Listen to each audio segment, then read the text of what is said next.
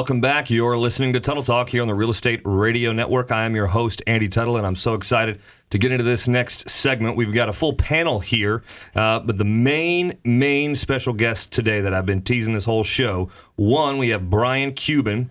I told you about him now. He's an attorney for First Amendment rights, but more of his passion and more of his story that we're talking about today here in Success Month, some of the challenges he's overcome in his own life, and his new book is called Shattered Image, My Triumph Over Body Dysmorphic Disorder. Guys don't talk about this.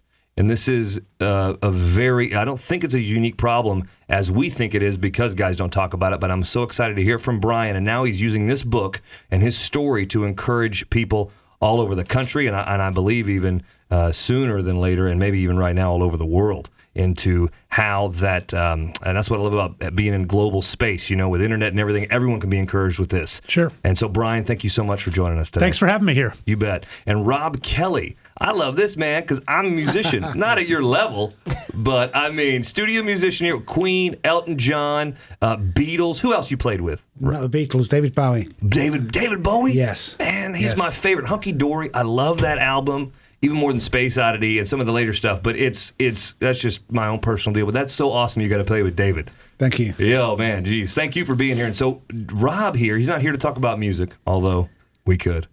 Yeah, he's here because he's struggled with alcoholism and what I found out from both of these guys, some steroid abuse early in their lives. But now Robb has been encouraging people through the Robb Kelly Recovery Group for over 20 years? Over about 22 years, yes. 22 years. Yes. And what I understand is, I know you've worked with a lot of celebrities from what I understand, but 85% of your work or something is actually pro bono. Yes, it is.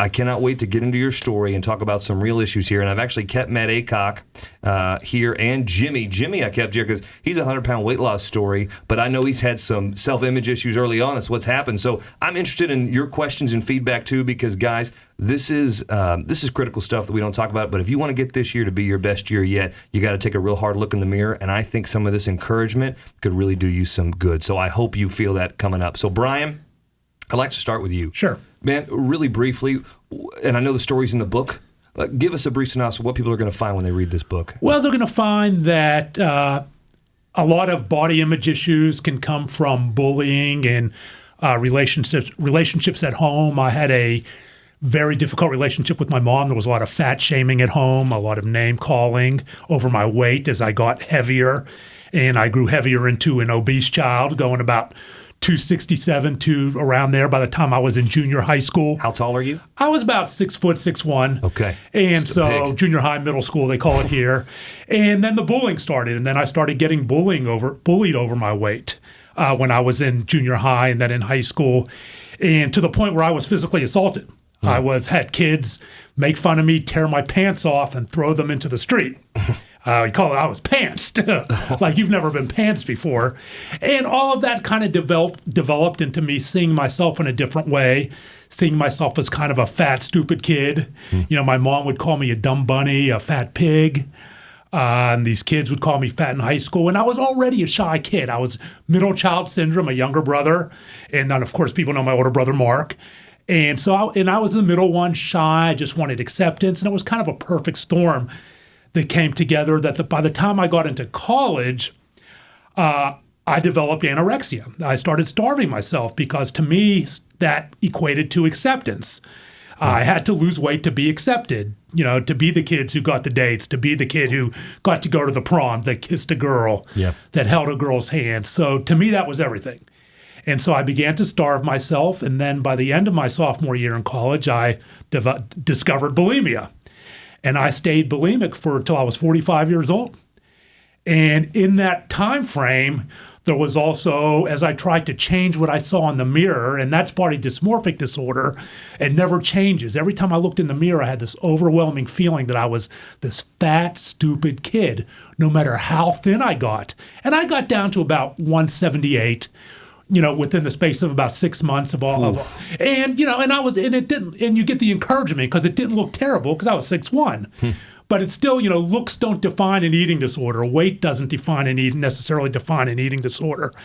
And so I kept trying all these different things and went through what I call a behavior wheel, cycling through these destructive behaviors, trying to find that right mixture that would allow me to see a normal person in the mirror. There was I became an alcoholic by the time I was getting out of Penn State, moving from Penn State into law school. By the time I went to Pitt Law, I was a full-fledged raging alcoholic. As I came to Dallas, I discovered cocaine. I became a cocaine addict. And then I discovered steroids. I couldn't get thin enough, and it still looked the same. I decided I'm going to be a roid monster now. And I got huge, but I still saw this fat, stupid kid in the mirror. I almost lost my leg. I used dirty needles and ended up having a staph infection and came within a week of losing my leg.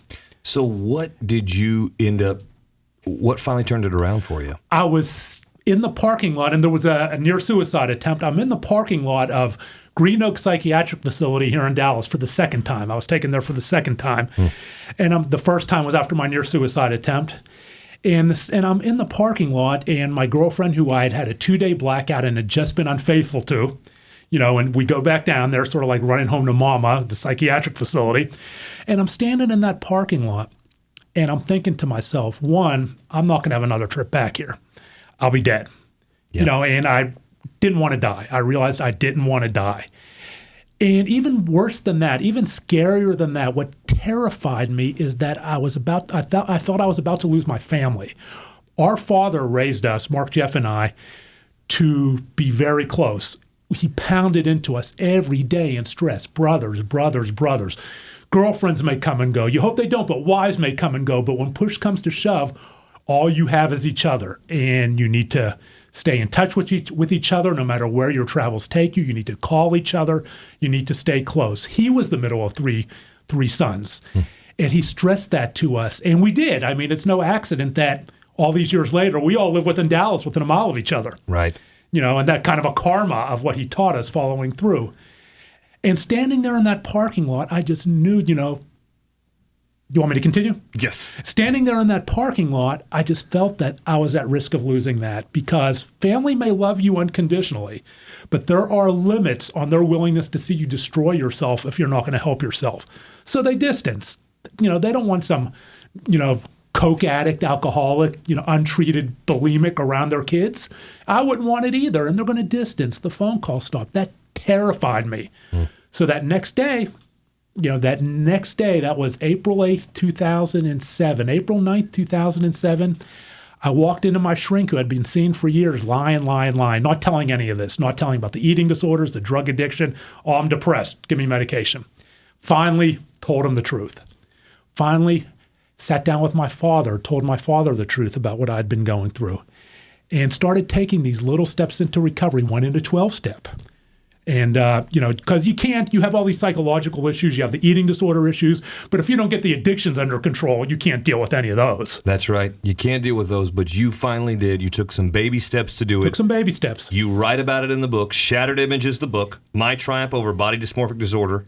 You can pick it up. One, you can go to AndyTuttle.com. We're going to have it listed there. We're going to have it on the fan page. But, Brian, where else can they pick this up? BarnesandNoble.com and Amazon.com. Perfect. Go pick it up there.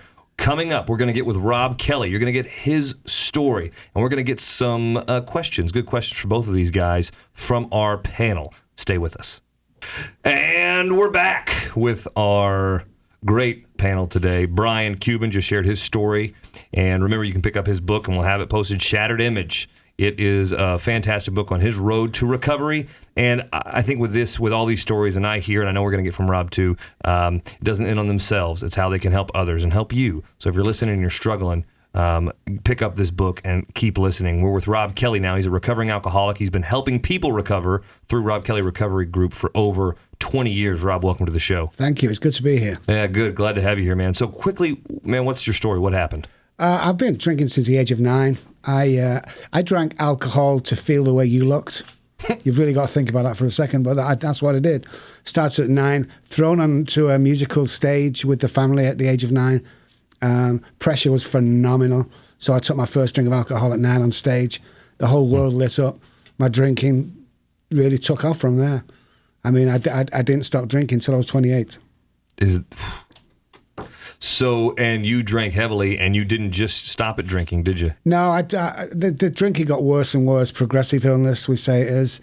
And then I tried other stuff. I tried cocaine. I tried steroids. I tried anything that would get me out of me. And my life was amazing at the time. Don't get me wrong. I mentioned before, I was a session player at Abbey Road, the famous Abbey Road. I mean, standing with guys that are A-list celebrities and playing with them.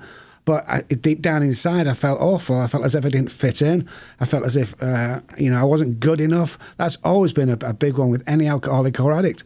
What most people don't realize is, for me, alcohol's got very little to do with alcoholism. Take the alcohol away, you're still left with the alcoholic, still left with me. How do I treat me? How do I get me to a place where I'm happy and free of that bondage of self? Because I was in bondage all the time. After Abbey Road, I bought the $1 million house. I was driving the big Porsches and had girlfriends and stuff. But within like 9 or 10 months of that, I lost everything. I went from the big house on the hill to living on the streets. I was literally homeless for 12 months. One morning, I got down on my hands and knees after about 12 months being on the streets, and I cried from my belly. Not from here, but from my belly, a real hurt cry. I wasn't crying because I'd lost my wife and kids or house or millions of dollars. I was crying because the first time in my life I realized I could not stop drinking. And it devastated me. Absolutely devastated me. My life changed from then on. There's something like a spiritual thing happened to me. I got well after that. And then I set out and made a pact that from now on I will help other people who struggle for this disease, this misunderstood disease. And most of the stuff we do at Robb Kelly Recovery Group is not only treating the actual patient and client, it's treating the families and educating people. People still think an alcoholic is somebody who can't stop drinking or somebody who drinks too much. That's not the case whatsoever. It's a brain disease is what I have. I'm different and bodily and differently mentally to my fellows, period. That's me. Once I take any sort of alcohol inside my body, I react differently to what you would react. And I will do that for the rest of my life. So these demons that I carry about, even though I look at peace today, I have like a plastic pair of handcuffs. I arrest the disease today, but I can quite easily break them. Very easily break them. So how long have you been clean? That I never announce because, and I'll tell you the reason why I don't, because whether you've got a day sober or 100 years sober, you can still help the other alcoholic. Right. And many people judge people because you've been sober for 20 years. He must be a good guy. Not always the case. So, let's say I've been sober a few days. You're sober today. I'm sober today, yes. That's right. So if people want to, at the Recovery Group, Robb Kelly Recovery Group, what is the website that they can go to get more information about that? It's robbkelly.com with 2 B's, ROBBKELLY.com. Perfect. And of course, you can go to andytuttle.com, get it on the Facebook page. You're going to find out more about that. But you're helping people with not just alcoholism. No, we help an array of any sort of drug.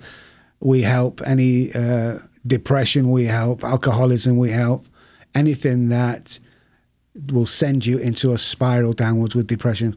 We try and help. If we can't help, we're going to put you in touch with somebody who can help you. That's awesome. I love to hear that. Guys, any questions here before I. No, I think it was very insightful. I'm glad to know that there's definitely a lot of avenues out there for people, and I just hope that if anyone is listening that does need that kind of help, they will pick up the book and reach out and go to the website and try to find ways to dig themselves out of whatever they're in. And that's one thing that people won't do is pick up that phone, is because they still think it's a taboo subject. Well, part of my job is bringing that taboo away. Forget about the taboo subject, guys. There's over 25 million people in America suffering from my disease, but nobody knows anybody who drinks too much. Well, in actual fact, everybody knows somebody who's got a problem with drugs or alcohol. Both of these probably are in the taboo. Yeah, no, we're both trying to break taboos. For me, it's more with the eating disorders. I mean, up to 25% of all those diagnosed with suffering from eating disorders are men. And, it's kind of funny. I'll talk to a group and I'll say, well, I'm a recovering alcoholic, and they'll group, isn't everyone? I'm a recovering drug addict. My buddy's in rehab. I'm a recovering steroid addict. Legalize them. I was bulimic for 27 years. Every guy in the group takes a step backwards. Because people don't believe that guys get eating disorders, and it's a taboo subject. It's a taboo subject among men who are going through it. Because we're raised. I would say more than alcohol, Brian. Oh, absolutely. Because alcoholism has been mainstreamed. Right. Guys with eating disorders, we're raised. You're fighting 200. However long this country's been around. To say men are the hunters, men are the wage earners, men are leaders. And while gender roles have equalized quite a bit, the stereotypes and the gender stigma with eating disorders and with men who suffer from eating disorders has not equalized at all. Karen Carpenter passed away in 1983.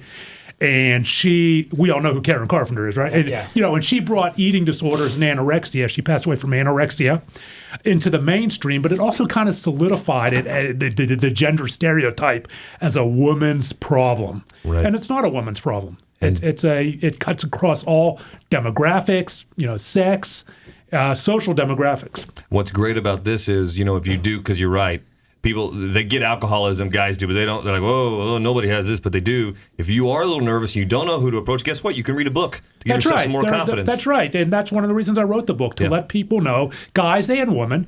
I get more women read my book than guys, because guys are just not comfortable yet. I think I'm ahead of my time. But, you can read my book and know that you're not alone. There is hope. That's right. And you can get that information. It's called Shattered Image, My Triumph Over Body Dysmorphic Disorder. That's going to be on the fan page and the website for you to connect. Robb Kelly Recovery Group. You can go to Robb Kelly, but you can also go to his website, but you can also, again, go to andytuttle.com. We'll put all the links there for you. You don't have to worry about it. Just get engaged. Know that there is help for you. Know that there's someone that understands you out there, and they can help you. And I'm so happy to have you guys on the show today, because sometimes you just need someone to talk to. Exactly, yeah. Pick up the phone, speak to somebody, share it with a friend. Just don't isolate and take it personal. Just get out there, start speaking to people. You'd be surprised who knows somebody who's suffering.